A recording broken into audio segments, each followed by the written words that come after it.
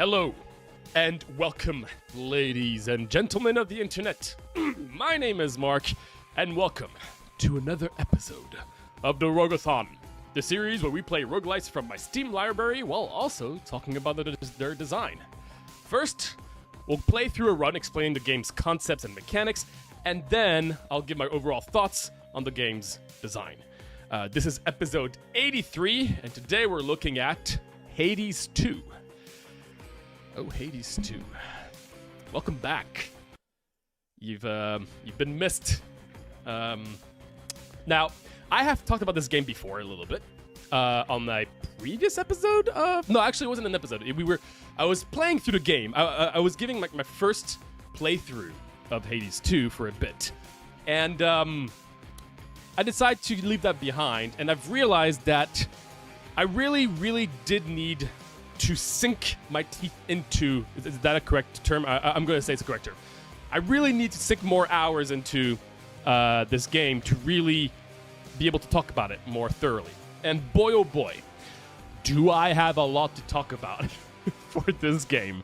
I've been really excited to give my thoughts on this game because there is, oh boy, so much to talk about. And the community seems surprisingly divided on this game so far, knowing that, again, this is early access.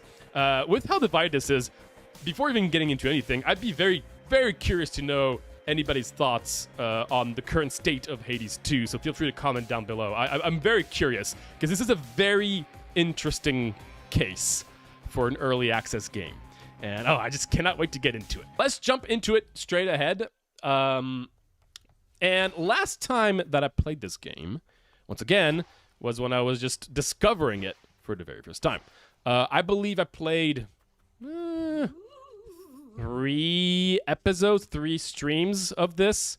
And I'd like to say that I actually did very well. I'm pretty proud of myself. Also, it's probably important to know my background with Hades before we get into this whole video and stream here. I have played Hades 1 a ton. I love Hades 1. It's one of my favorite roguelikes, I guess. And I've even speedrun the game. I got pretty good early on. I pretty much almost 100% of the game.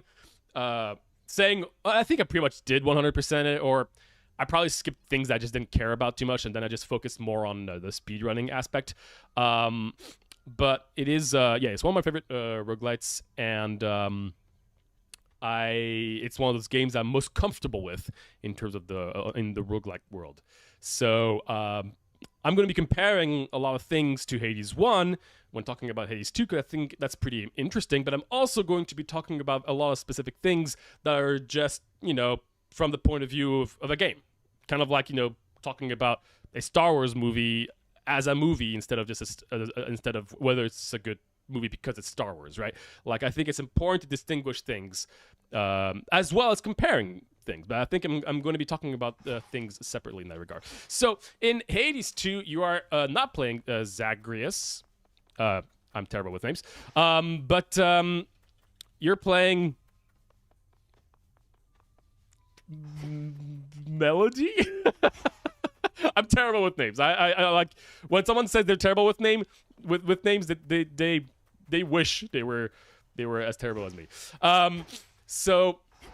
And it has a lot of the same formula as Hades 1. They really did try to kind of stick to the OG way to get of how to make the game work. You're still gonna have your tons of voice lines, and you have your dash, and you have your weapons you can choose, boons. The basics are very similar, but as you're gonna see, a lot of details are completely different.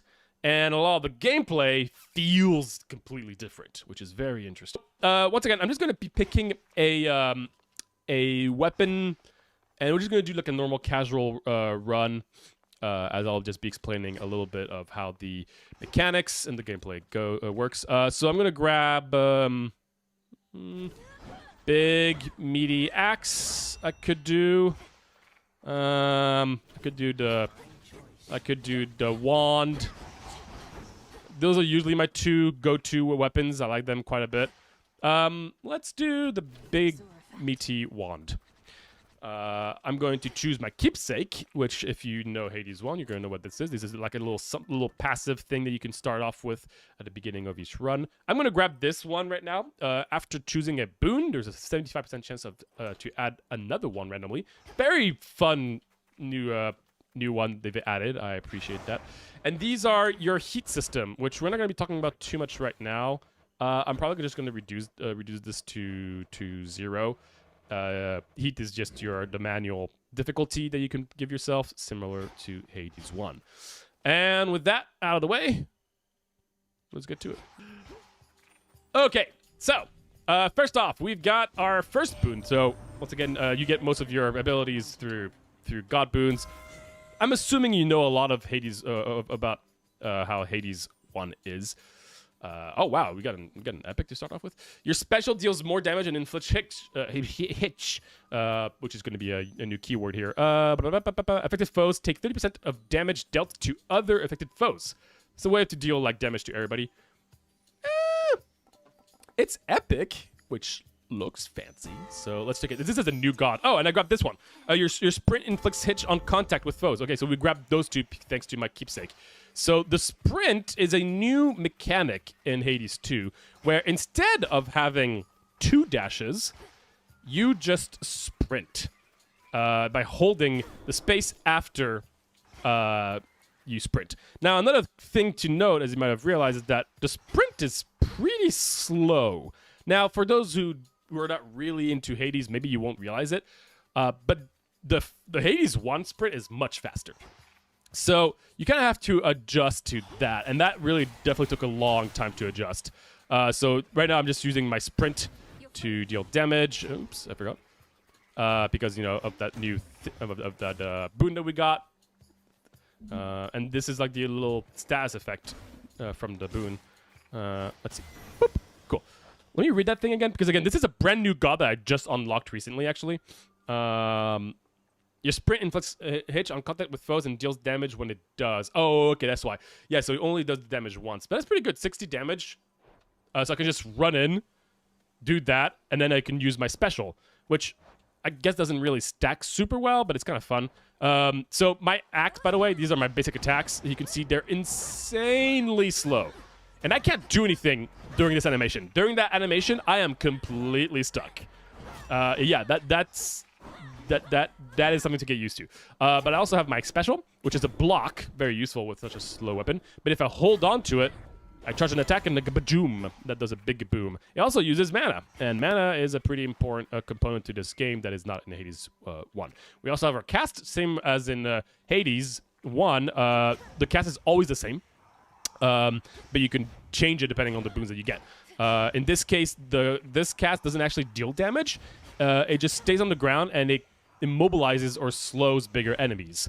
This can be used in correlation with a lot of different other things, but you can also hold on to it, and after a while it will explode and deal damage, but I don't find that to be a really good strategy like ever. Mana is more useful for other stuff. If I hold on to my attack button, I can also charge it up to do a spin to win! Yeehaw! So pretty much every ability can be charged up and with mana for like bigger effects. What I like to do with this weapon is to try to go for a special build like this, because it's just very amusing. So we're just gonna run in. We're gonna dash into everybody. Okay, maybe not super useful. Use our block. Maybe not. Okay. And we can stun you. We can stun them, and then just do this. Maybe I don't need to use the the dash that much if I wanted to be a little bit more careful, you know. Got some money here. Let's just do this and clear the entire room with a single attack.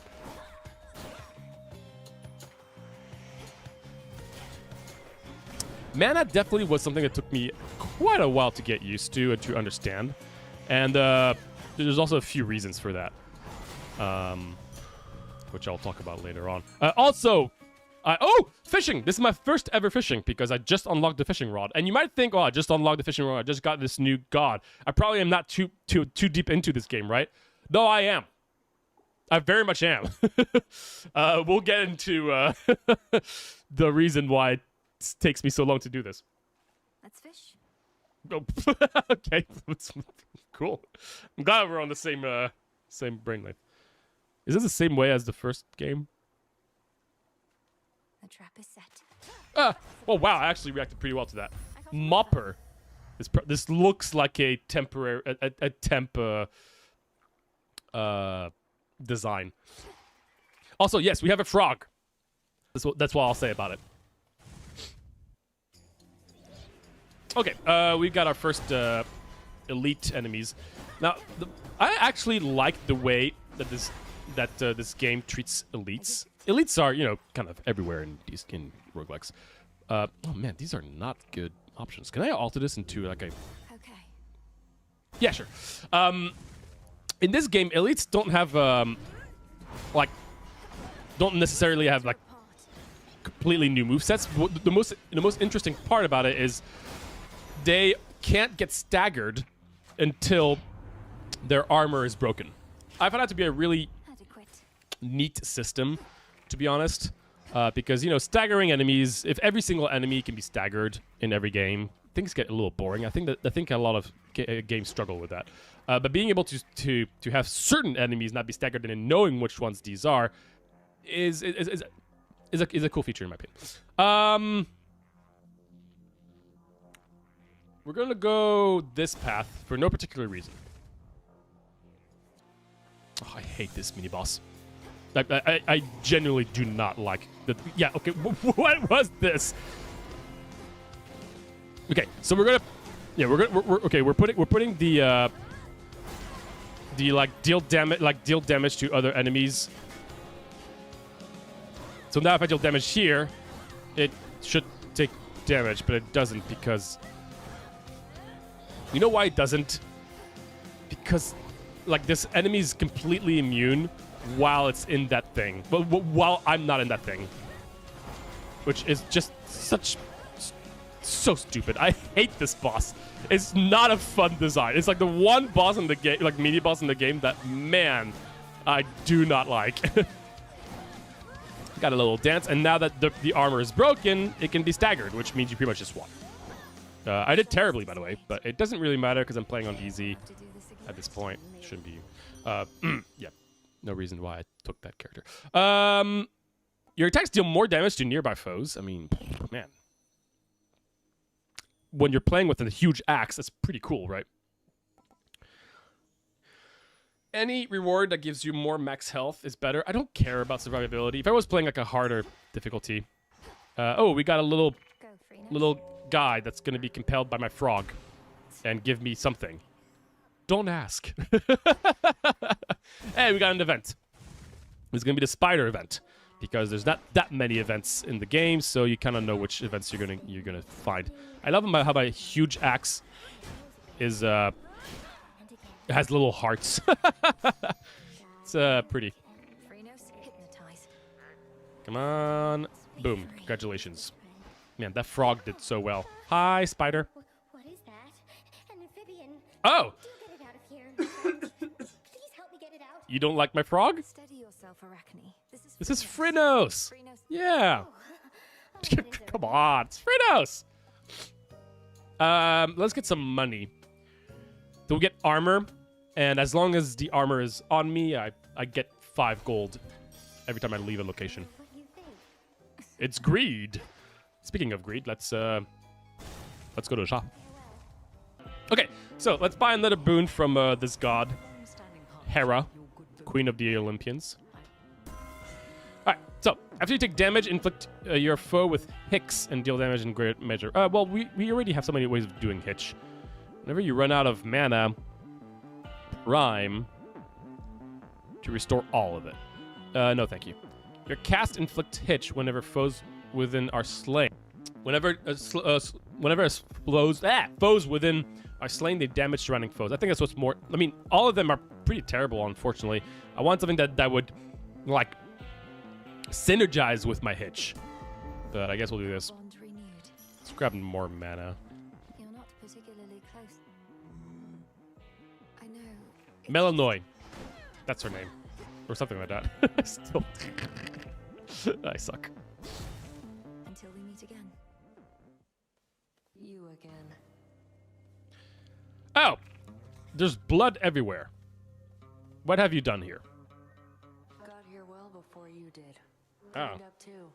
You did not clean it up. It's very, very Strong you really are. dirty. I don't want to fight you, Nemesis. Not asking you to fight me. All right, we're gonna fight. See, quickly quickly damage. Wait, what is this? Oh my gosh, I actually did it. Okay, relax. I did not expect this. Wow. Okay. Cool. Well, that was fun. I've never seen that. How do I keep on finding new stuff? It's crazy. All right, we're gonna go to Zeus here. I could alter that, but I'm just gonna grab Zeus. I forgot I can alter the boons. I could have grabbed a much better boon on the last area. And skabooch. So now, yeah, if I damage them, they both take damage. It's interesting. Got you. Cool. All right. That's a lot of. Oh, wait. You know what? I could just run around. Run around. Run around. Run. Okay, not worth it. I forgot I also have that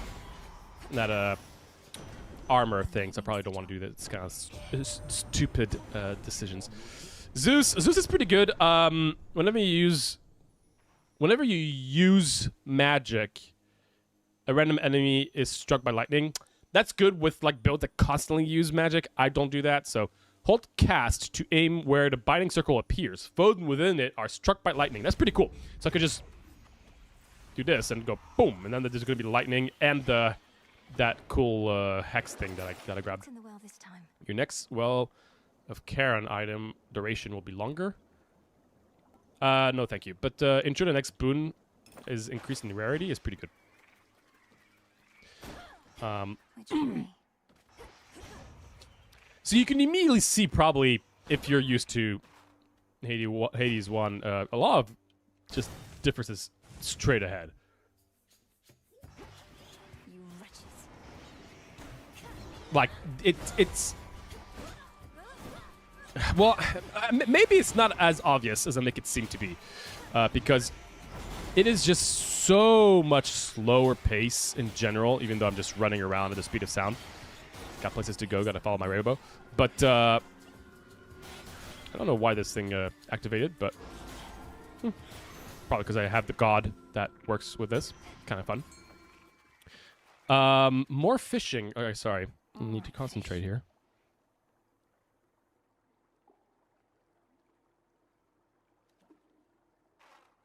Oh. The mushrooms.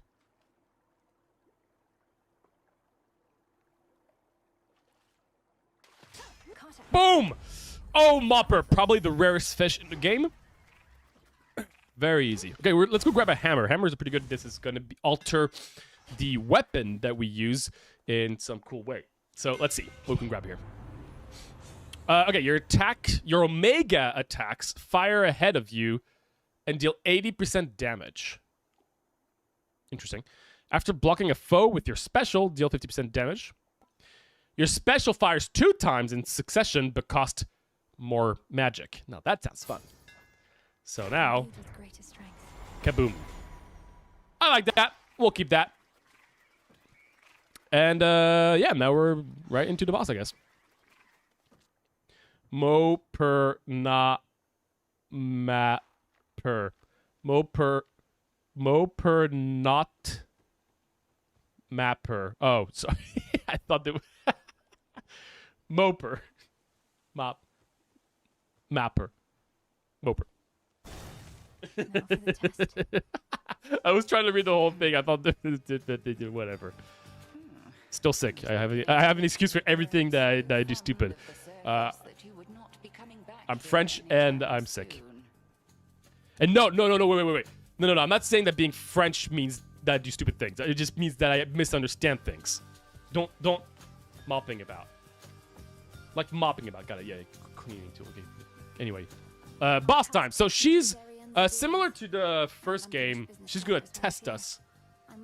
First game meaning that yeah, the first boss is someone that you know that is trying to stop you. Actually, Hades himself tries to stop you. But I'm pretty comfortable. I can completely destroy you.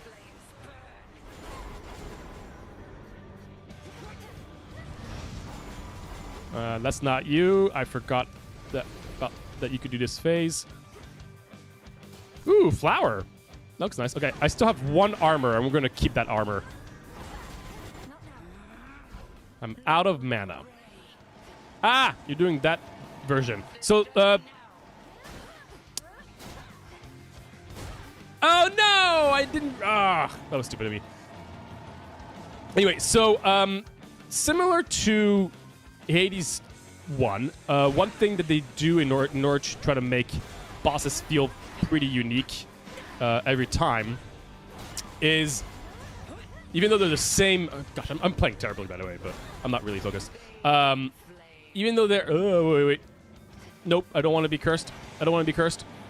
I don't want. That was terrible timing. Come on, I had to evade one of the two. Stupid beam. I'm a sheep now. I have to wait it out. Oh. Oh, you can just press this. Interesting. Yeah.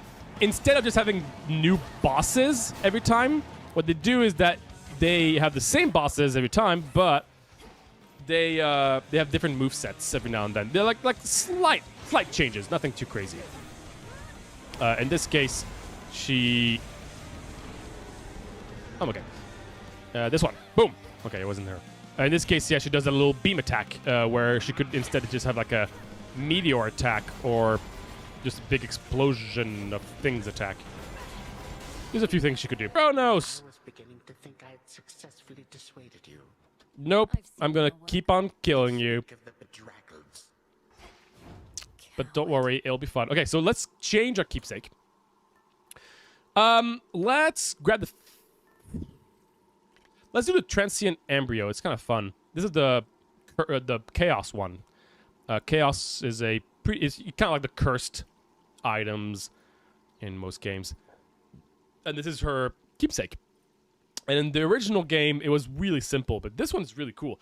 You gain a random chaos blessing, but it'll change every 8 encounters. But it's really cool. So let's try it. We gained your... Oh, you channel your Omega moves faster. My Omega moves are the ones that cost mana. Cool, so that goes faster. Perfect. I like it.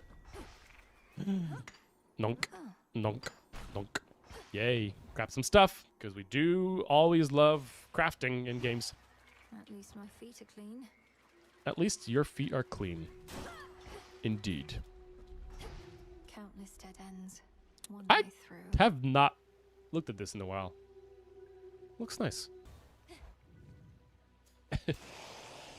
Oh gosh. Jump scare.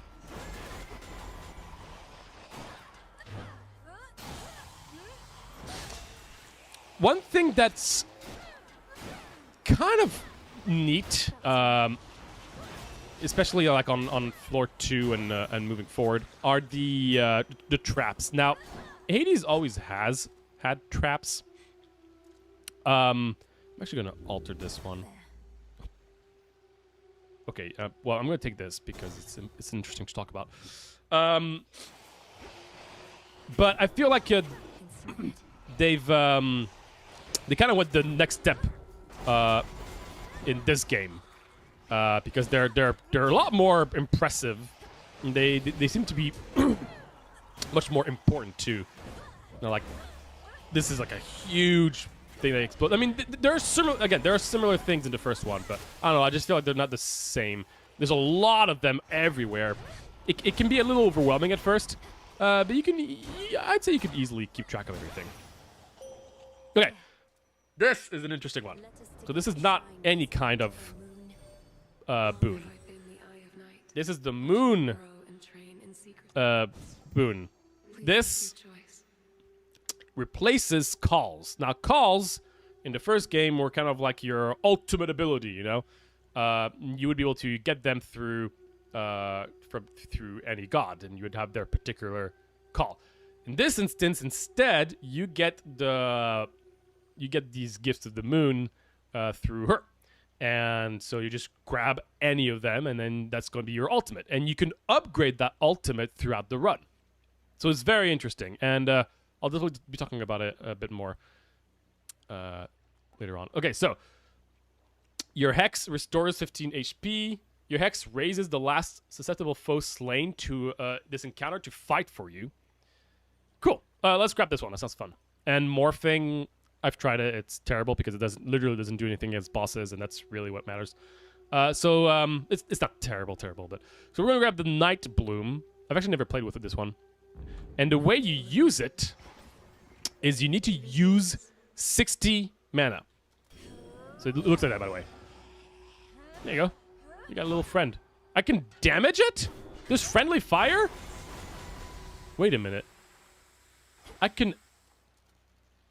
can inflict that hex thing to other people and then attack my own guy. That's kind of funny. And then you can see I have to use mana. Okay, it doesn't work here, but that's normally what it does. It's just because I need to be in combat probably. And then yeah, so I have to use mana to restore it. So it's a very unique way to bring back your cooldown for an ultimate. Very unusual. Oh, let's go to the mall. No, sorry, let's just go in there. I'm not finding any boons. Like, I feel like I'm... Oh, gosh, this is going to be satisfying. Okay. Oh, you know what? I can just run through them. Oh, that's a trap. And Skabuchis. I mean, to be honest, my thing of like damaging. I wanna summon my friend. There you go. My thing about the whole thing with my special, like doing that curse, doesn't really do much since every enemy just dies to my special in the first place.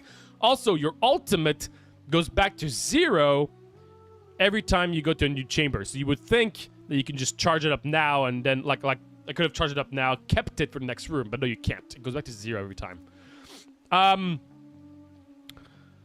Let's do mini boss. I guess against bosses, it's much better. Here. Oh wow, it done a lot of damage to this guy. Oh gosh, it's kind of confused. I just realized it's quite confusing because it has the same like color as the other enemies' attacks. I'm not sure how I feel about that. Blocked it. Okay, I tried to block it, but I didn't. Block it. And now you're stunned. How does it feel? All right, cool. Apollo, what's up? If you stand in your cast when they expire, immediately restore magic. Now, we do need a way to restore magic. One thing that's very interesting is you use magic a lot, right? And you're like, well, how do you restore magic? You don't really. You kind of need to find some boons to do it. Which is kind of interesting. Like, there's just no mechanic in the game to restore magic. Which is very unusual for a game like this, I would say. So yeah, that's something to keep in mind. So you really do need to find one boon to restore magics. You kind of have to find that. This one, I might grab it. Let's see the other ones. You deal more damage until you take damage. That's actually really good, right? That's just a 20% damage increase most of the time. Your cast expands in size. Also really fun. I might want to just go for a bunch of cast and special. And that's it. I'm going to take the supernova, honestly. Yeah, like the 20% damage is probably better, but it's not as fun. Here, fishy.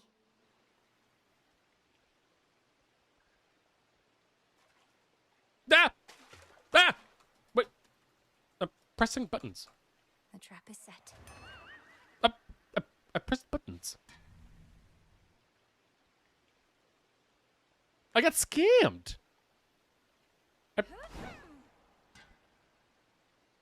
Hey, Mark, I've been wondering about customization in roguelikes after playing a lot of tiny rogues. Do you think the best approach is doing build characters customization pre-run or mid-run? Customization. That can mean a lot of things, and I feel like that could be a big question, right? So you're talking about how much... Because I'm a firm believer that for roguelites, and most roguelike... No, actually any roguelike and roguelites, I think it's really important for games to have some sort of customization pre-run. Like, always. I think...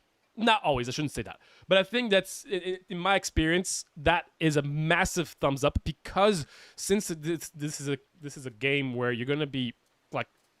It's a genre you're going to be starting over so often, you don't want the beginning to feel mundane and like similar every single time. So if that's what you mean, then I would say pre-run is always important. But then mid-run, I'd be curious to know what kind of example you're thinking, right? In terms of customization mid-run. Because I'm not too sure what you mean by that. That does, I mean, you're talking about just... Like, for instance, choosing a boon, right? That's some sort of customization, because I get to choose like a boon. So is that what you mean? Just the random aspect of it? It does sound like an interesting question, though. In the name of Hades. What do you got for me? Your lightning bolts affects mace track one more time. Yeah, let's do that. So when I do boom, it can do double time. Let's see if we can find more boons. Boons are fun. Screw you, I'm calling my friend. You. Alright, who's the better...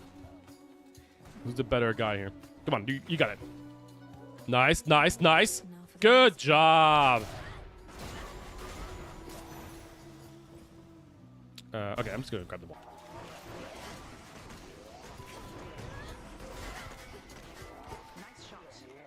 Thank you. Oh, we got a chaos thingy. Nice.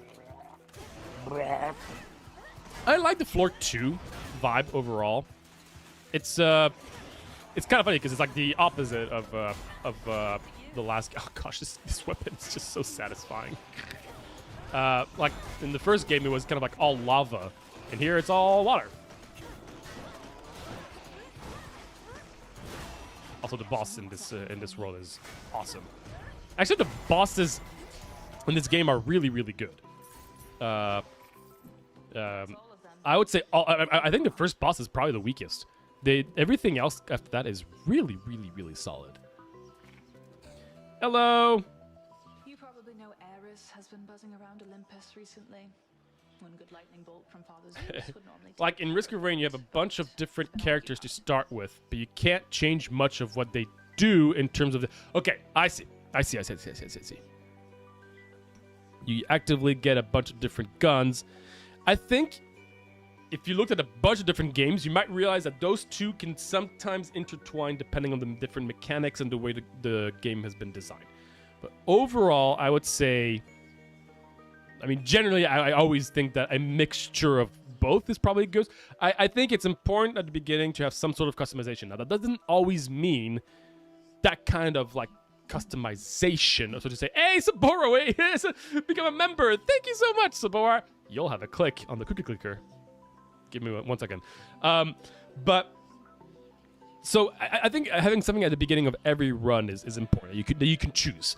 Whether that's some customization... That's another... That, you know, like...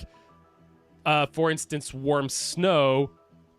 well, no, that's not a good example. Like, some games you can, like...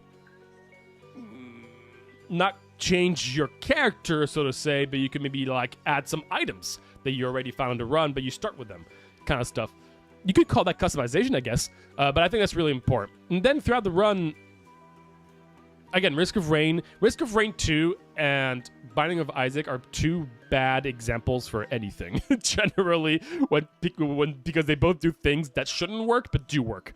But I think in general, it's pretty cool to be able to change the gameplay within a run. I think, like, for me, a really, really solid roguelite these days is where, like, even throughout the run, you could change the way you play.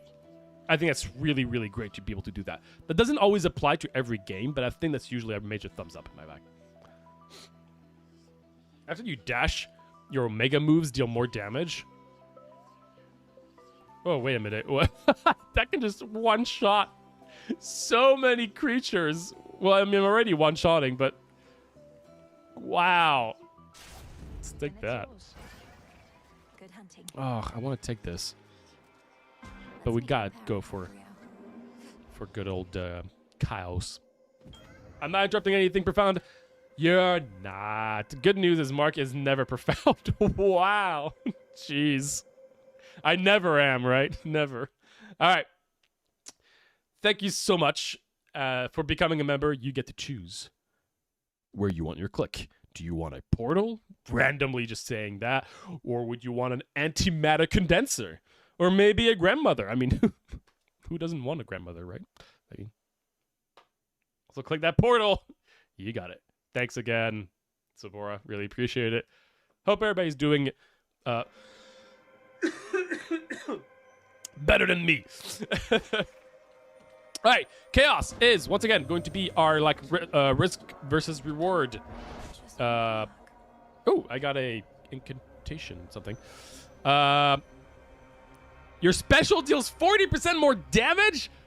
Oh my gosh. Okay, for the next 4 encounters, you have lower max health. One thing I think I like a lot in this game, which I don't think many games do, but I think it's a great design, is instead of having curse items just be like a bad thing with a good thing, it's a temporary, really bad thing, and then you're good. That's really cool. You know what? Blazing Beaks is similar to that. Completely different game. A game that I'm not a huge fan of. But again, I like the concept of Blazing Beaks, where you grab a bunch of really, really bad items, then you trade them later on for positive things. And I guess that system is similar to that. I don't know many games that do that, all things considered. There's just a few I could think of, but usually, people think it's just easier to just have it's negative, it's positive. Go for it. Anyway, we're obviously taking this. Oh no, 27 max health. What am I gonna do? Prophecy foretold. Fine. All right, let's hopefully level up our. Oh, I level up my attack, which I guess is good, but I don't want to use my attack. All right, you inflict weak on nearby foes and gradually restore mana while nearby. Well, actually, I'm not really near enemies very often, huh? Deal more damage while I have at least 80% of my health. Any max health is greater. Let's just get more damage. I'm gonna grab some armor because well, no, I don't need to. I'm gonna destroy. Here we go. All right, so last time we fought them, I didn't know probably what was going on because I didn't really understand the fight very well. But now I do, and I'm also much more powerful. And also I have a pretty good build against them. Oh, I'm out of mana. I forgot, wait, how do I restore mana? Do I have to be here? Did I do that thing? No, I didn't grab that thing. Okay. Do I have any way of getting mana back? Did I just not take any? I mean, it's okay. I started with like a thing that gives me mana every second or so, but. Okay, you ready? Ready? It's gonna be beautiful. Oh, and she is a featured artist. So the way that this boss changes every run is, I want it to be sneaky. Is oh my gosh, they're so dead. Is every fight it's gonna be I didn't know she was doing that. There's gonna be a different featured artist. And then they have like whichever artist is featured is oh my gosh, I summoned the drummer? Yo, what? That's so cool. Oh, that's such a cool, like, not an Easter egg, but just I didn't think they would do that. Anyway, yeah. So as I was saying, like every fight, you get a different featured artist. They have they expand their moveset. Great way to make the fight pretty unique every time. All right. That was floor 2. All right.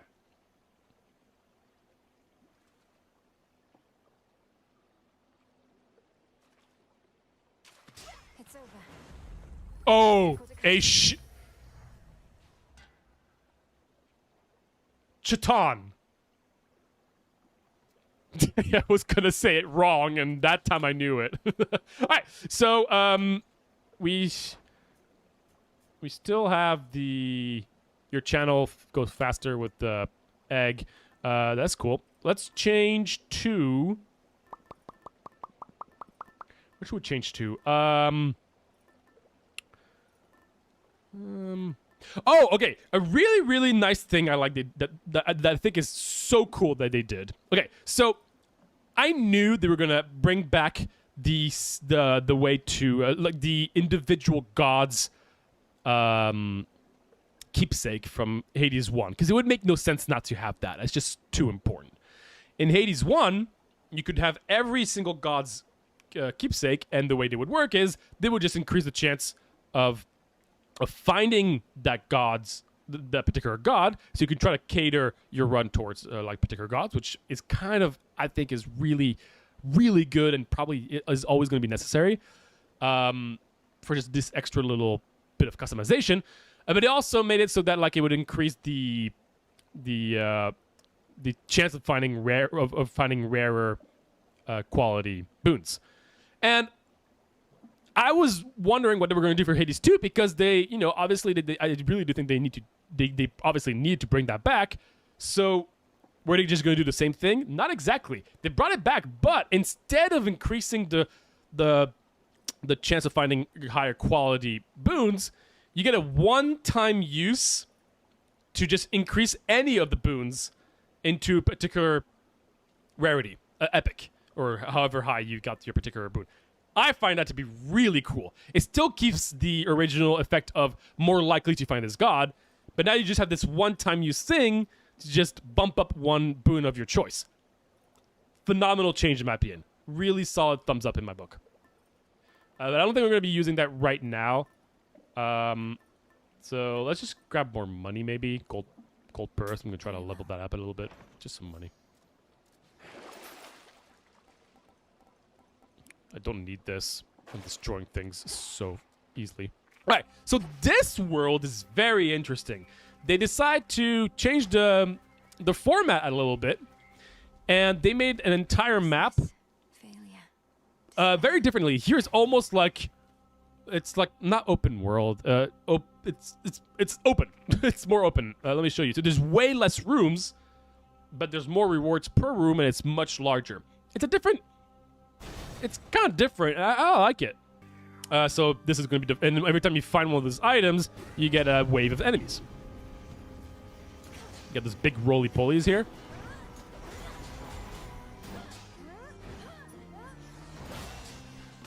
Nope. And let's do this. I want that roly-poly as a friend. You're going to be my friend now. Okay, so we found this thing again. Let's see what happens if I grab this time. We got a skill tree, ladies and gentlemen. That's right, you've got a little individual skill tree within a run for your ultimate. Very interesting. I'm going to get way more into detail once we get to the talk conversation portion. But every one of the... So it's not like... First of all, they didn't take the cheap route where it's just always the same same effect for every single one of them. No, they're all tailored to the particular ability you find, which is cool. So for instance, the first one, your hex also charges up automatically. Cool. Then whenever you enter a location, your hex starts a particular percentage charge, whatever. Your raised servants deal 10% more damage. While your hex is not ready, deal 5% more damage. And the ultimate things is your gains the benefit of your special boon. That's cool. You can do some really interesting synergies with that, right? Your hex also makes your raised servant explode. Cool stuff, right? Your raised servant takes 20% of the damage you would have otherwise taken.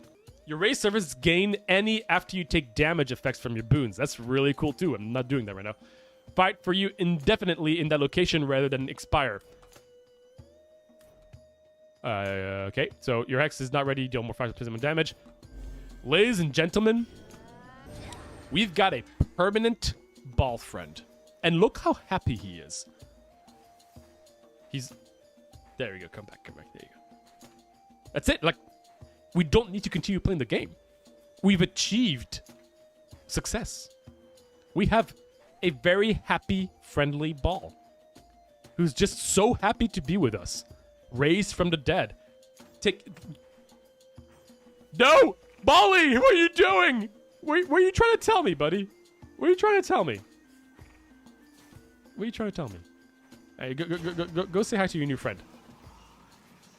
Good job, Bali. Yay. Alright. This gives us, this tells us where things are on the map, which is nice. Boop. Boop. These are little, small rewards. Got a tiny version of what we just had. We can upgrade it one more time. Erase servants, deal 10% more damage. Sure. Because I don't think we're going to get the max stuff. Also because we don't want it. But that's spoilers to later. I love that he's just always there. He's so fun. All right, let's go to the elite. This map is cool. This map is cool for sure. Yeah. Okay, we got a vampire for an elite, and a lot of little friendly dudes, but we don't care about any of them because of that. But we're gonna bring one towards us. You're my friend now. I don't know which one of you was supposed to be my friend. I remember this guy annihilating me a few streams ago. But now I know how he works, so he's still a little scary, but not as scary. That was my friend, the one that, you know, was with me and not dying. Good job. I like you. You're no big, you know, friendly ball, but you're still a good friend. If you stand in your cast, we'll see. You deal more damage until you take. Maybe I do want this. So now I can just do. Boom. Boom. I do a cast. I go back in, and I continue on. What do you think, friendly friend? You're really tanky, huh? Event? Event. Echo's fun. She does that. And that's pretty much all she does. Wise fellow with a very keen sense of self-worth once told me. I hope you find someone who loves you like I love myself. Like I love myself. I love myself. Oh, that's so cute. Anyway, so she gives me pretty unique things. Gain a boon from the previous night, which kind of is interesting, but not very useful because there's a lot of random stuff you can get. But this is probably the most interesting one. You get the previous reward. And what's really interesting about that is a very specific case scenario, which you can kind of force, which is that hammers. Now, the hammer that we grab that doubles our special, you can only always have 2. Well, now you can have 3 if you use this. So if you're in this particular zone and you have a hammer, you always try to grab the hammer last in your area, and then you try to go to her, and then you can get a 3 hammers, which is normally not possible unless you use the anvil. So that's really cool. We don't have that, obviously, but we don't really care too much about the hammers with this particular build because we got the double special already. So, boon of Apollo. Thank you. Echo, you're cool. Bye.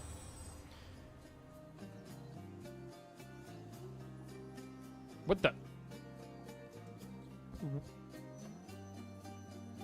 In each encounter, the first flow you slay returns to 5 for you. How is... This is a... How did I... What kind of... Wait a minute. This is a duo boon, which means that it synergizes... Like, it's because of 2 boons that I have from 2 different gods. But my understanding, this is the one with my ultimate. I had no idea my ultimate can have duo boons.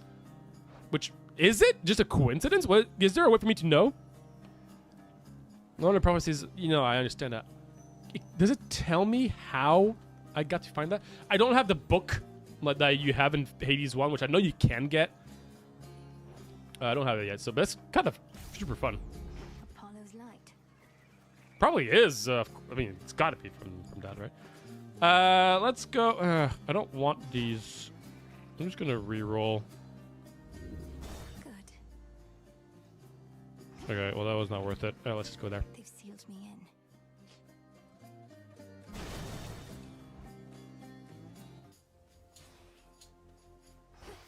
A withered bough. Bonk, bonk, bonk, bonk. All right. Oh, right. Wait, I want double friends though.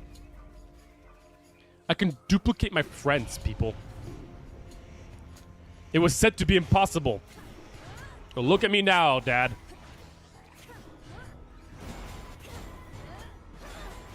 I can have so many friends. Okay, that's another friend I was trying to get. I didn't realize I killed the thing over there that far, but. What are you doing? Got you. Ugh. Okay, so which friend do I get now? Oh. Olympus. I don't know where he's going, but maybe he's going to find me something cool. Whenever you use 30 mana, create a heartthrob. It's a little thing that circles around me and deals damage. It's really powerful, but it's really, really short range. I also took it Beautiful. because we're using our mana a lot. You can see it here. Look at that. Look at this little guy. One thing I do appreciate is they do consider this an encounter for any like for anything that relates to like encounters. So I would have imagined originally that this entire area would be considered an encounter, but no, not in this situation. Bye. Goodbye. Should we give something to? I think I already did, but I probably should. I'm sure. Oh no, I didn't. Quick exchange of gifts. Cool. Got a new keepsake. We'll see what he does. All right. At least the family knows about you now. All right. While your hex is ready, you move faster. You find more money. More money. Little spring in my step. Oh, I can do like a money thing here. Oh, I can't do it yet. Okay, you guys suck. Ow. See? That's why I told you suck. Okay, I have a little friend here. All right, Zeus.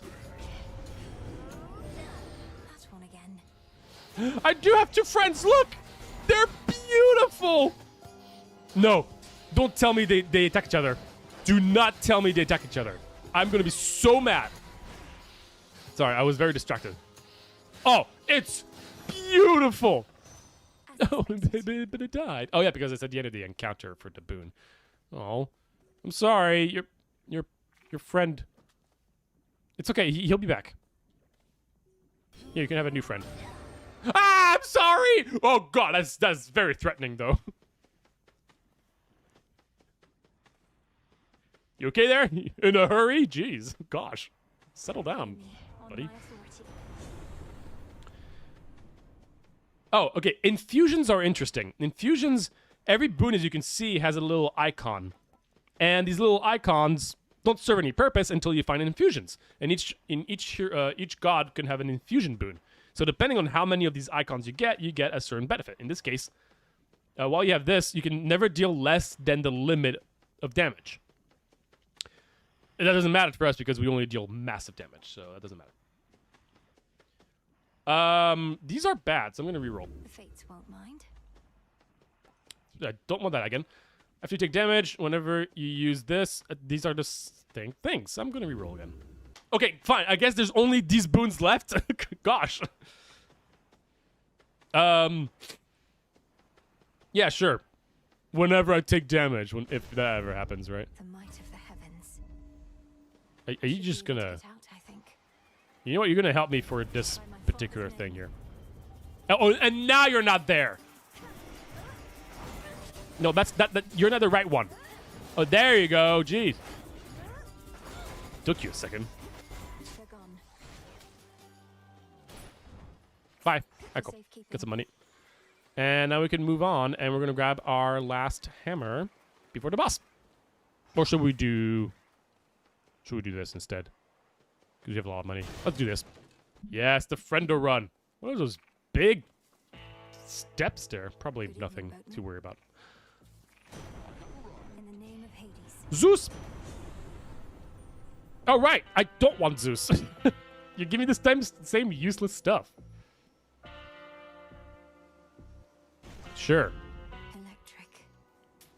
Electric. Wow. Yes, that's you're right. Electric. I guess, or Hawthrob.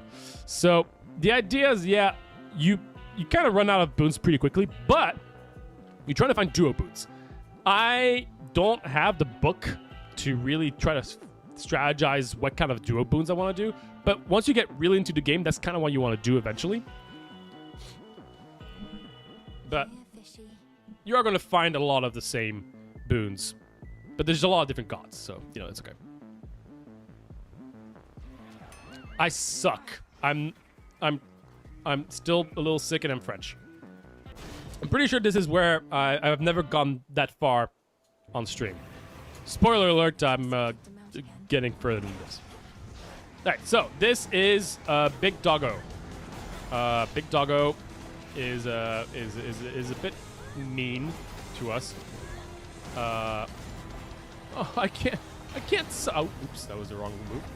I can't summon a friend because there's no friends. I love the animation of the woof. We need to find more friends. Oh,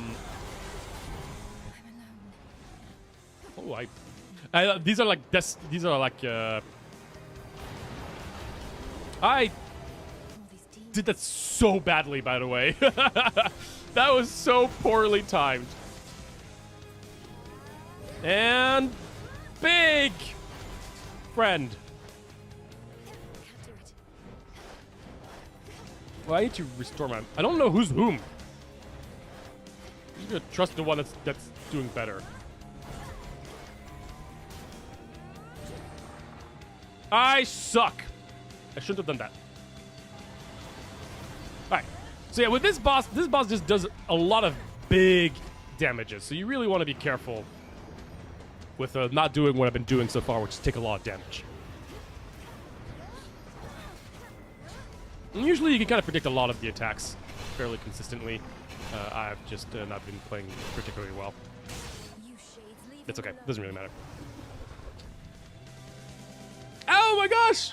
What a surprise! It's Cerberus! The dreadful Cerberus recovers his true form. Cerberus. Bye, Cerberus.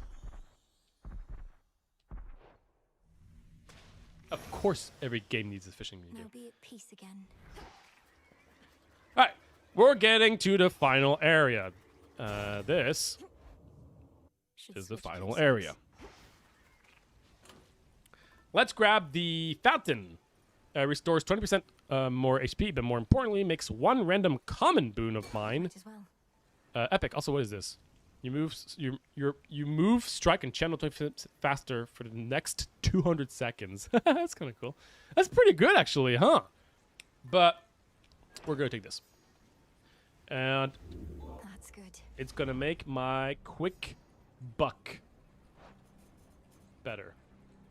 Okay, I get more gold. That's not very necessary. That's fine. I take less damage for the next 5 encounters. Trade. You know what? For the next 6 encounters, my Omega deals more damage. That's gonna be fun. All right, let's go to the final area. And if you don't know that this, if you haven't seen what this is, well, get ready. It's the first area of Hades 1, which is a very, very actually cool twist. It worked. Well, twist? Maybe it's not really a twist because you kind of expect it. But yeah, you go through the first area of the original game. Whatever brings you to my door. But now you have to fight Kronos, and Kronos is not super happy with you. Ow.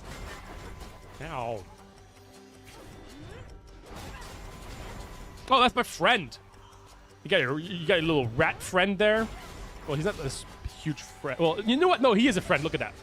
Okay, well, that was not my rat friend. But come on, buddies. Nice. Good job. Look at that. Look at all these. Look at all these. The house shall go unpunished.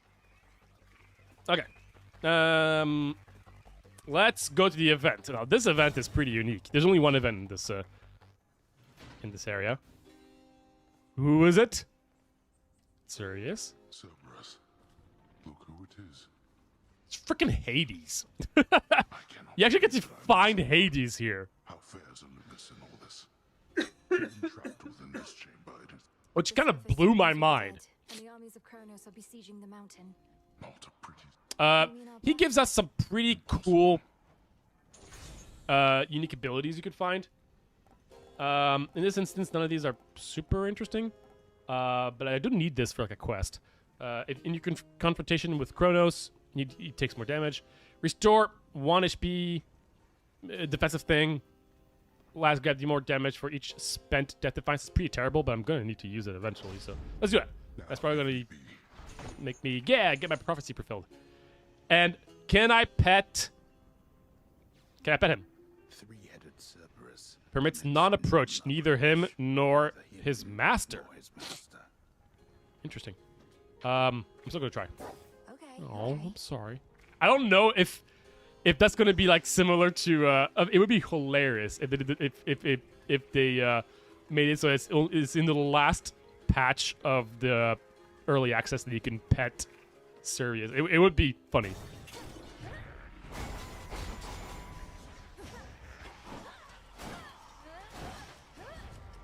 Bonk. We got double friends. All right, soldiers, join me, please. There. All right, who's gonna win? Ooh, nice dodge on the enemy there. Going for the triple jab, but unfortunately not gonna be good enough. We got the rat guy right now. Ow. Oh, we got a bunch of rats. It's okay. Nothing can stop my soldier friends. Wow, they're actually doing really well. All right. No, scare me with it. Trap is set. Boom! Victory. Oh, a jiffy? I got a That's jiffy. because I'm French. That like only a French person could go that fast. Yes, I blame things I don't want when I'm French and say the good things when I'm French. Of course, that's what French people do. Okay, we got a little bag of money. Bag of money is very tanky, but it doesn't really do anything. Just A-okay with me. I'm just gonna go in and let my heart throbs do all the damage. Ah! Melted down. All right, melted down indeed. Nice one. There's so much beauty on Olympus, love. Take me, for instance. Yeah, So there bright is.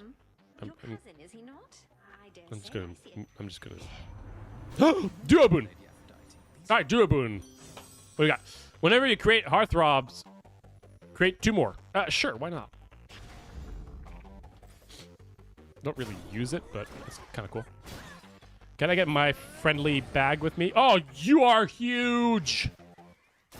I don't know why, but you. Oh, you know what? Hey, coin friend, we're going to the coin area. All right.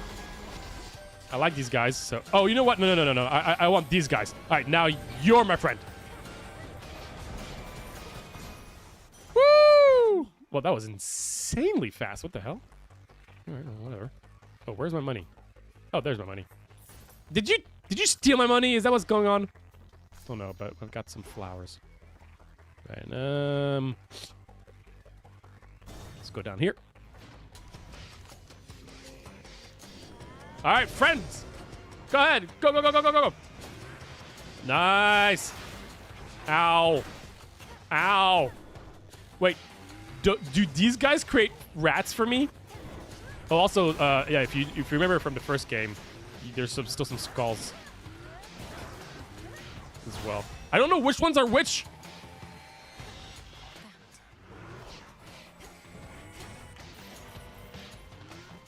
Sorry, guys, you've been outmatched.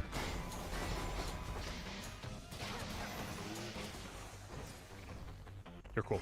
All right. Not a well. Sure. Better. I take less damage. My cast deals more damage? Sure. I got infinite money, so.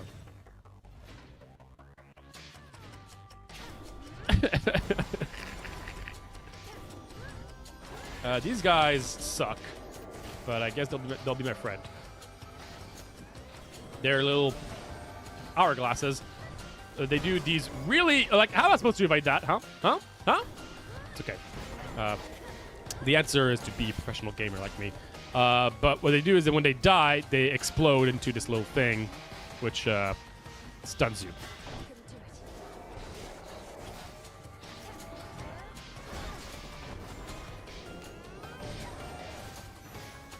Okay. Let's upgrade.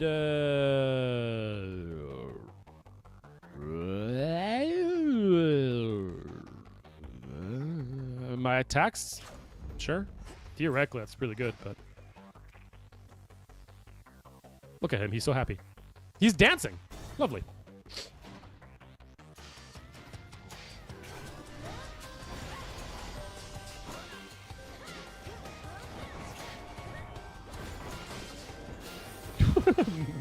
This weapon is insane.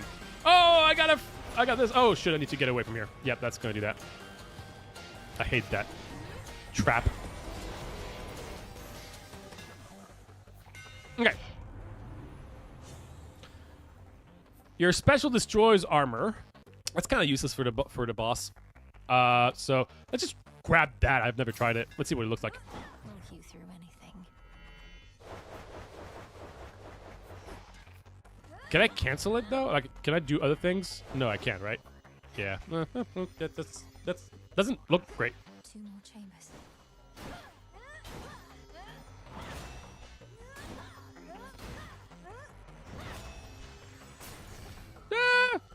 Completely stuck for a very long time.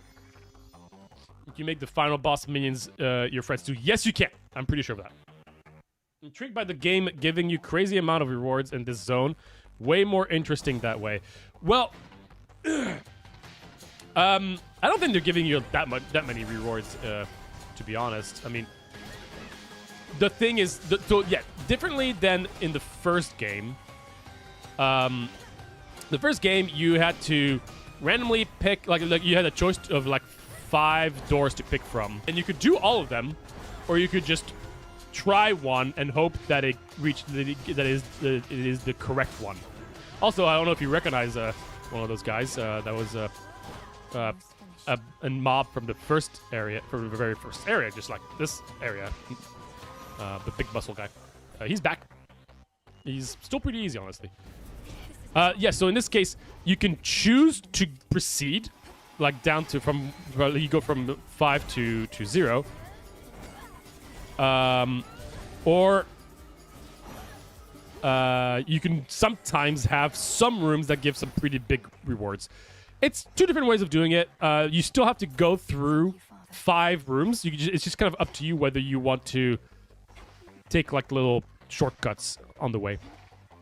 But the rewards you get from those reward rooms are big.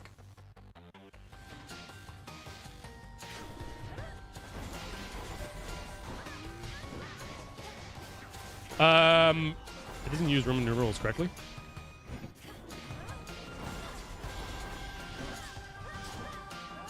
Yeah, it does. Yeah, 4 as... Oh, you're right! It did! There's obviously a reason for that. I just don't know. You're absolutely right. To come to think of it, I do remember seeing that, which makes no sense. I'm curious what it is. Look at him. Boom. He's obviously faster, and deals a bunch of damage and stuff. But it's the same guy. I like that. He's back. You missed him. I have no idea who is who, but No traitor to the house shall go unpunished. The hunt begins. Oh. Got away. I'm sick. The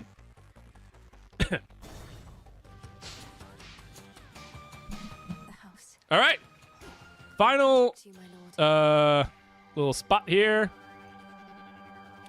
We're gonna buy something for the hub world. Oh man, 2 of those. That's pretty cool.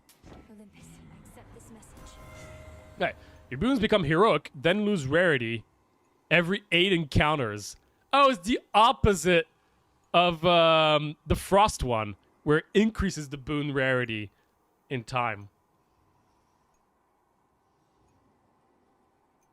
Oh wait, but that's just 2. Well, wait, they're both so good.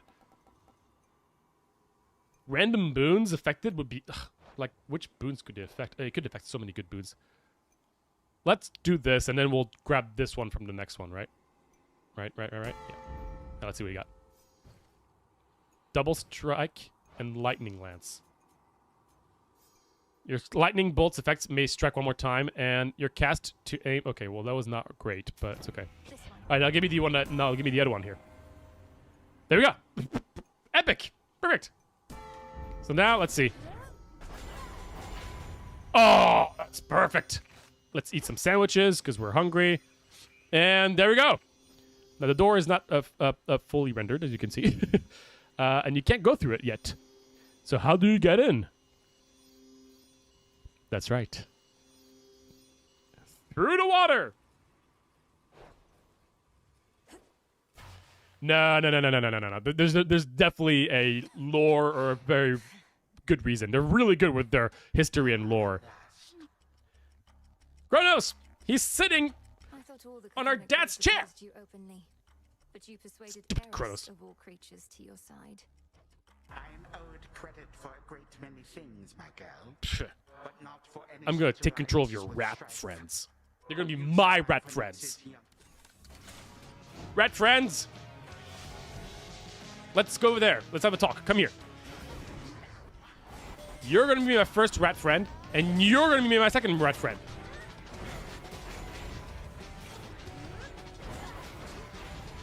Alright, so now we can look at Kronos.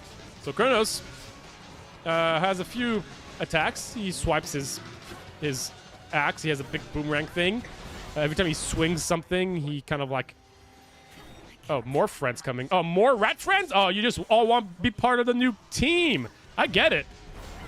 It's a fun team, let me tell you. He has those little orbs. He goes in, then he cracks like rips like these that deal damage. I deal a lot of damage, it would seem, so it's okay. He sucks you in like that, but doesn't matter. My rat friends don't care about that. Did I not? Was I not in my cast? Oh, coin friends? Do we want coin friends now? Probably not, but it is fun. You know what? Let's grab a coin friend. Welcome to the team, coin friend. Okay, that attack is always the one that's kind of rough because it happens pretty quickly and it's far. You have to be careful with his attacks. It looks pretty easy in this moment, but it did take me a while to understand when he would use it and everything. Phase 2 is much more interesting in my opinion. A lot more stuff happening in Phase 2. This is an insta-kill attack, which is super easy to evade right now, but can get a little harder later on. You obviously want to make sure you don't, like, you're not in here. This is also a one-shot attack, so you have to be in the center or in that little area. He's still... Then there's, you know, your usual things. Just don't stand in the big yellow stuff. Evade the boomerang attack when you can. These stuff are pretty easy. Just stand in the middle. Right now there's not too much going on. Things do get much more complicated, especially when friends are involved. Like these guys, again, because these guys have annoying projectiles. See, and now I have to be a bit more careful because the guys are around. And... they can take some damage from those projectiles, for instance. There's also a bit of a ticking clock thing, which you just have to evade correctly. He still has his normal attacks, like the swing attacks and the dash attacks, as you can see. So you're just trying to evade all this stuff accordingly. I'm not killing him right now because, you know, it's kind of fun to just see all his attacks. I love the swing attacks that have like a little like temporary thing. Oh, is the coin bag gonna kill? I'm gonna give the kill to the coin bag. Come on. Woo! Friends till the end. Yeah, baby. Once more, bring me to the low. And that is a run of Hades 2. On easy. After oh my gosh! My old friend! You're here. You get stats. I like stats, people. One thing to know about me, I like stats. Have I mentioned how much I like stats? I like stats. Stats. Yeah, my special did a lot of damage. Allies! Our allies did did the second most damage? Oh, this is beautiful. Friend build, man. Oh. You get a little thingy. This is Kronos. He never dies because he's time. But there is going to be a way to get rid of him eventually, apparently. And then you go into Zagreus' room, and this is where you end the run. Return to Shadow now. Okay. So this is where I'm going to be vamping about a lot of things, because there's so much to talk about in this game, and I've got a lot of things I want to talk about. This is a very interesting game in comparison to Hades 1 and as a standalone game 2. So let's talk about this game a little bit. I'm fine, really. Oh, nice. So you got your classic, like little side quest kind of things. All the characters, every time you come back, there's things to do. It's quite nice. Okay, so Hades 2 early access currently is a really good game. There you go, that's it. So again, as a fan of Hades 1, I was really looking forward to playing this game, to really diving deep into this game. And yeah, there's a lot to talk about. So first off, I want to talk about like the overall vibe, the art, the characters, these kind of things, the story. So visually, it's amazing, similar to the first one. The first one was visually gorgeous. This one is also visually gorgeous, even more gorgeous in my opinion, especially with the improved like background looks when you talk to characters and stuff like that. All of this looks really good, except since I forgot who mentioned on stream last time that Melanoy blinks during these. I would not have realized unless someone said. Now I do. Thanks a lot. It's that. Anyway, yeah, it looks great. The characters are great. It's always been like that, and they didn't disappoint in that regard. Music, I think it's great. I think it's really good. I don't think it's as good as the first one. Again, that's just my own opinion. It's not a huge deal, honestly, because it's still really good. The hub world is cool. It's not as cool as a house, having your own house that you can customize and stuff. I currently can't customize things, but I'm pretty sure that's definitely going to be a thing. So I'm not too worried about that. But yeah, I like all of the different characters that you can find. They all feel real. They all seem really interesting. But I think what's most interesting is the story. Probably the biggest difference in that aspect is they took a much more serious approach to the story. Now, the first game didn't have the most serious tone, right? Zagreus, you just wanted to go out, leave. So you just wanted to leave hell. And people are like, don't do that. That's stupid. That was pretty much the plot. Here, things got way more serious. All of the cast of the first game pretty much just got captured by Kronos. Got out of time for some reason. And you're trying to figure out why. Where they are, if they're still alive, all that kind of stuff. So you uncover more mysteries and you uncover more things as you're progressing. You're finding more you're finding more. Up you go. You're filling up more of the story and understanding what happened more and more as you progress. So there's an extra reason to really play the game, much more so than the first game, in my opinion. And I really like that. It gives more importance to your character, your quest. So that's really, really cool. The tone is still, there's still a lot of humor. There's still like all these different tones. But I like the seriousness of it. I think that makes things cooler. So I think overall the story is better in some cases. But you needed the first game in order to make the story work. right? So that's something to keep in mind. Okay, I want to talk about the gameplay real quick. So the gameplay, again, as someone who's sped on the game, the first game and everything, feels very different. It might not look very different, but it does feel different.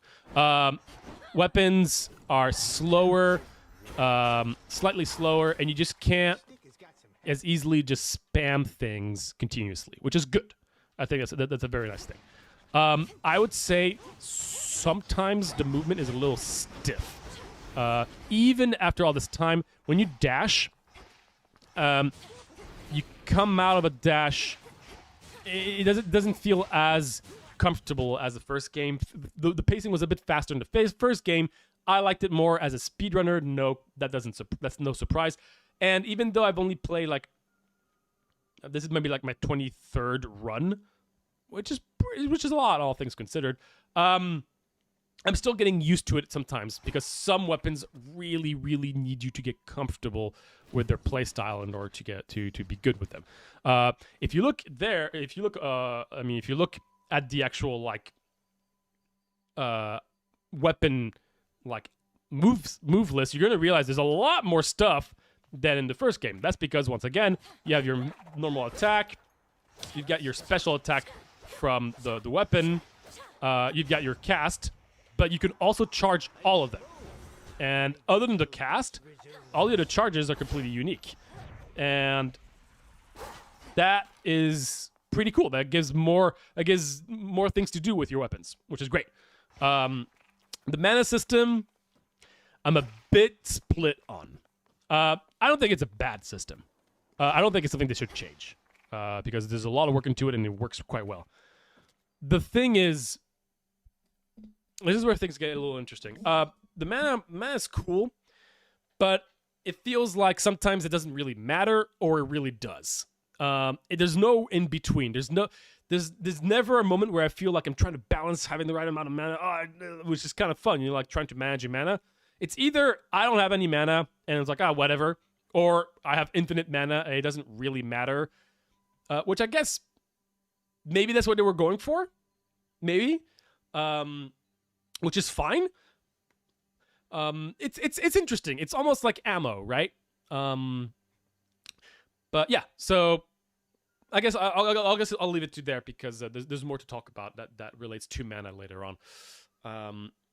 But I like the weapons. I think they're all feel very unique. I just unlocked this one, which is a big skull that explodes.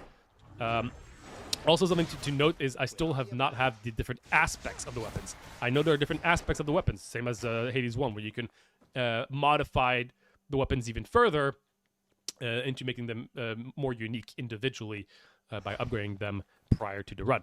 I don't have that unlocked yet, which is crazy. But I know that's going to happen pretty soon, and I know that they seem to be seen as a done pretty positively, which does not surprise me because again they've done such a good job with the overall design of these weapons. They all feel very different. They're all really unique. Some I think are way more powerful than others. Personally, I feel like some weapons, like for instance, I honestly think the axe special ability by itself is just so insanely powerful. I think it's a little busted, but that's just on me. Yeah, so those are the weapons. The gameplay again. The sprint is cool. One thing I'm not a huge fan of is that in the original, since you didn't have sprint, you had dash, right? And so in order to upgrade your dash, you would have dash boons. So like, when you dash, something happens. Cool, whatever. Here they were like, well, we don't want to do the same thing, so let's just instead of having like dash upgrades, let's have sprint upgrades. So that's cool. The problem is sprint is situational much more than dash. I do use my sprint very often, but in comparison, I feel like the dash boons from Hades 1 were always useful, even a tiny bit. But the sprint sometimes just never ever useful. And I think a lot of boons in this game tend to feel like you either use them or you really don't ever. And when you use them, they usually just are really, really impactful. So for instance, there's an entire dash build you can do. Sorry, an entire sprint build you can do. There's a lot of different boons that impact your sprint, and you can do an entire build with that. But if you do that, you don't do anything else, because sprinting, you can't attack at the same time. If you attack, your sprint ends. So I'm not a huge fan of abilities that don't really synergize with other things. Sprint doesn't seem to synergize with anything. And that's kind of my issue with the sprint mechanic. I think mechanically, the way, like, the gameplay wise, it's cool. I think it's great. The fact that you can sprint around and, like, you have to, like, evade enemies after you dash, it's cool. It's a great way to not have a double dash. But the effects of it are just too, like, they're too constricted to itself, if that makes sense. I didn't say it correctly, but you know what I mean. Okay, yes. In terms of to go back to mana, yes, this should probably give a very slow passive mana regeneration, but also heavily nerfed mana regen methods, Dan. Here's the thing. Okay, so I guess this ties to another aspect of the gameplay, which are the tarot cards. Now, the tarot cards is a new way to do your meta progression upgrades for your character.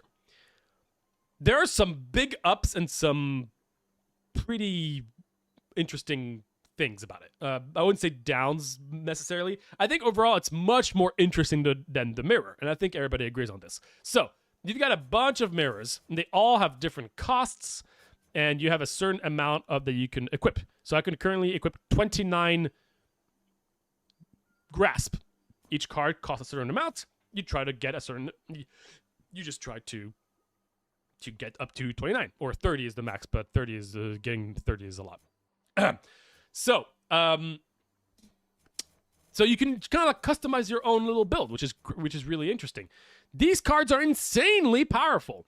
They are game changers, way more than the mirror, in my opinion. Like, holy shrimp! Like, so we got, like, gain 30 health and 30 mana. You start the game with 50. Restore 5 mana per second. It's a 5 cost one, but you can start with that. That is the only way to gain mana without boons. Only way. In my knowledge during runs. After every 5 location, gain some max health and max up. I mean, these are insanely powerful. And here's the crazy thing. They can all be upgraded a lot. You can also upgrade them. They cost a ton to upgrade. A ton. And you also get your death defiances here. Obviously, death defiances are really, really important. But if I want to upgrade my last one, oh my gosh, it costs so much. You have no idea. But yeah, so the tarot card stuff is pretty unique. I like it quite a bit. I think it's a really unique way to do some skill tree, to be honest. It's a skill tree. So I'm a big fan of the system. My biggest issue, and this I guess ties into something I'll talk about later, but I have to talk about it now, is the UI. I think is terrible. How do I know what I have right now? I have to literally go through all these slightly more like highlighted cards, just look at all of them that are just split up randomly on the screen and read what I currently have. That is currently the only way to know what these cards do. It's terrible. That is obviously going to be changed. There's no way they're keeping that. That would be insane. The UI just, I cannot believe that they thought like, yeah, that's the best way to give like all the information. There should be like, I don't know exactly. I understand that it's hard, that it's probably complicated. Like when you think about it, how the way you do it, it's not the easiest thing to do to think about it. There's not like a clear answer, but that just doesn't work for me. Also, like the upgrade, like this is the upgrade page. Barely looks different. It's very confusing sometimes to know whether I'm on the upgrade page. Anyway, that's my biggest issue, which might not look like a big deal, but it actually is, because it doesn't push me to want to experiment that much, because I don't want to try to figure out a way to remember what I had and like visually know what's going on. So currently that is a pretty annoying thing for me. But I'm looking forward to that to look better. They do use Roman numerals correctly here. So again, I don't know. Again, there's definitely a reason why that was not the case in the run, but I'm curious what it is, but I don't know. I'll definitely have to look into it. So yeah, so that is the meta progression upgrade system, which is great. Nice addition. Very excited to experiment a lot with this. There seems to be a lot of different builds. There seems to be some that are just necessary and others that are not. I'm hoping that it's going to be balanced in a way that you don't always go grab always exactly the same ones every single time for everybody because they're clearly more powerful. That's just going to be a balance thing on their end, and I'm hoping they're going to manage to do that correctly. But I guess that does link to the mana, because effectively, yeah, the only way of getting mana is through that one card. And yeah. So, okay, I guess now we're going to talk about probably the most interesting thing about this game so far to me. I believe Hades 2 currently is the grindiest roguelike on the market. Now, let me explain, because this first sounds bad. I personally don't think it would be. I'm willing to bet a lot of people would, but here's what I mean by that. It's not, maybe grindy is the wrong word. It probably isn't the right word.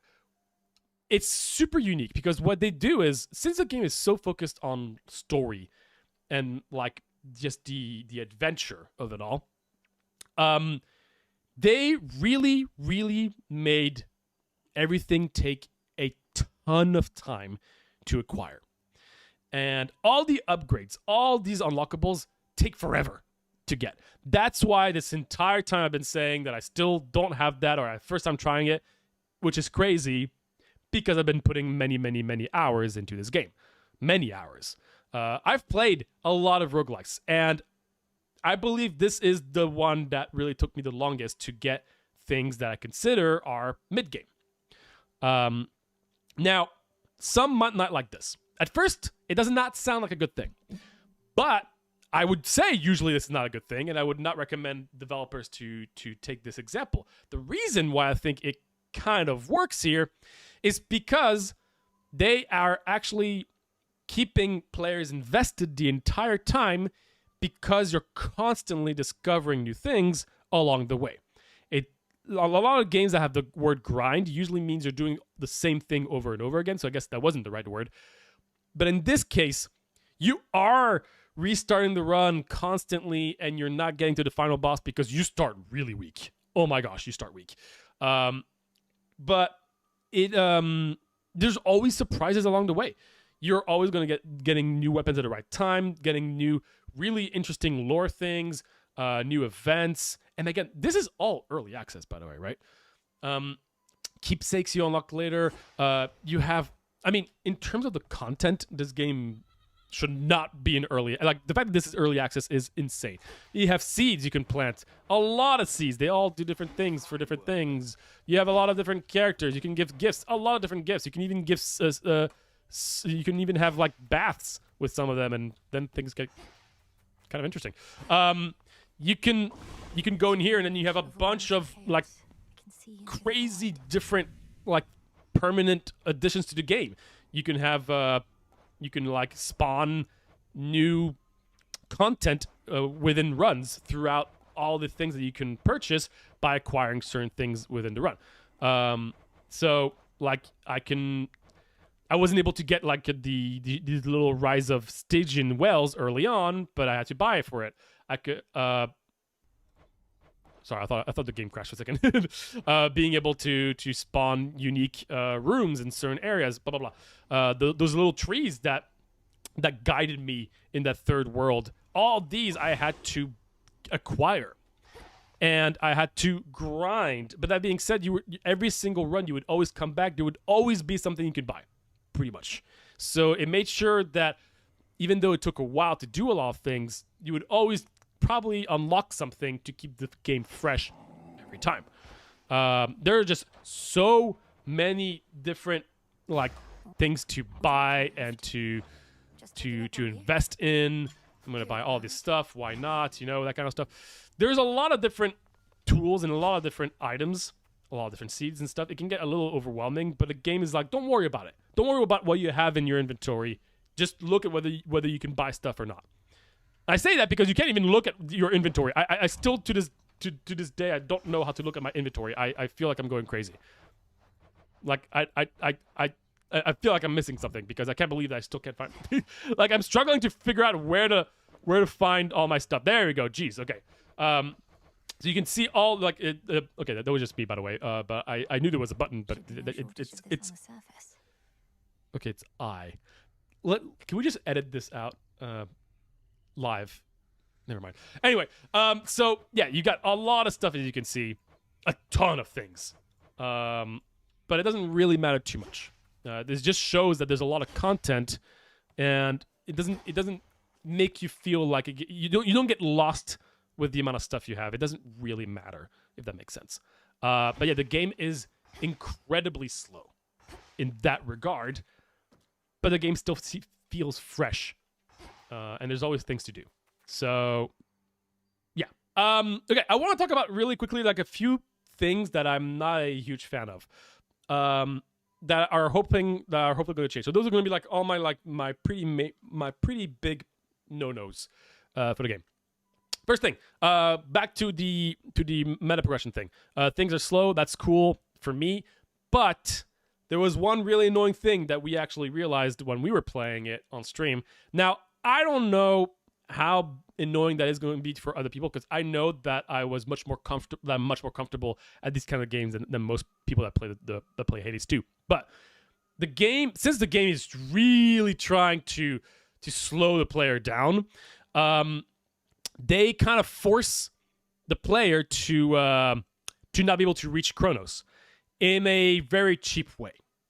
Basically, after you reach the second world, I think in your first 2 or 3 runs, you're going to have an NPC that's going to come up and just like curse you to take progressively more and more damage against enemies. And that curse, I've encountered every single time until I got to Chronos because I would always go further than the game wanted me to, and then I would just die because of this stupid curse. And that was really, really annoying. So like after like 6 runs, the game wants you to get to the World 3. Then like after 9 or 10 runs, or even that's when they get you to Chronos without the curse. I forgot.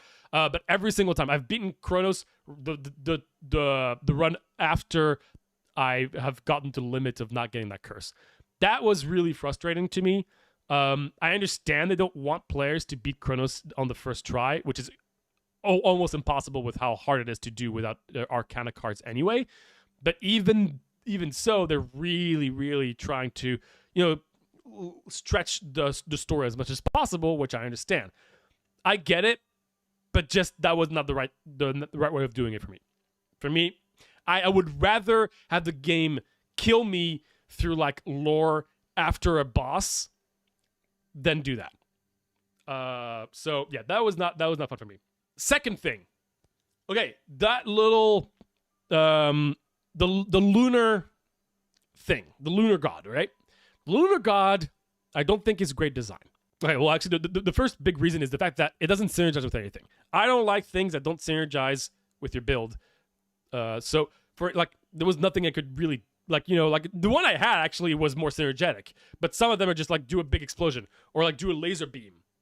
And the boons don't synergize with that. Now, you might have some boons that are like, oh, if you're close to an enemy, you deal more damage. Therefore, I was close to an enemy, you dealt more damage. But they don't actually really synergize. They just feel like their own little thing. Now, calls were like that in the original game. But the big difference here is, and that's my second problem, how often you can use that ultimate. I just think that it's just broken. Not like literally, but I just think that if you have a build that uses a lot of mana, you can use that thing constantly. There's no cooldown on it, which kind of crazy to me. I think it should just have a cooldown. I actually think it shouldn't have anything to do with mana. I know they're trying to do something different, but I don't think it works because some builds don't use mana. Some builds use a lot of mana. The ones that use a lot of mana can spam that thing. The ones that don't use mana can't use that thing. That doesn't make sense to me when it's when it's an ultimate that is supposed to be given to the player, whether you have mana or not, right? Like, this should not be tied to mana, in my opinion. The third is, I don't like the fact that an ultimate ability is tied to a god that takes a slot away from like a normal boon. It's much more fun to have a boon. Like a boon that synergizes with a lot of things is much more fun than an ultimate ability that always does the same thing. The problem is it always does the same thing, right? They're like you have different options, but when you grab one, it's always the same thing. Now you could say like boons are always the same thing as well, but the point of a boon is that it might be boring by itself, but it's interesting with other things, not ultimates. So this is like actually purely. I'm taking this from Halion, a great YouTuber, and I'm taking his thought on it, which I really like.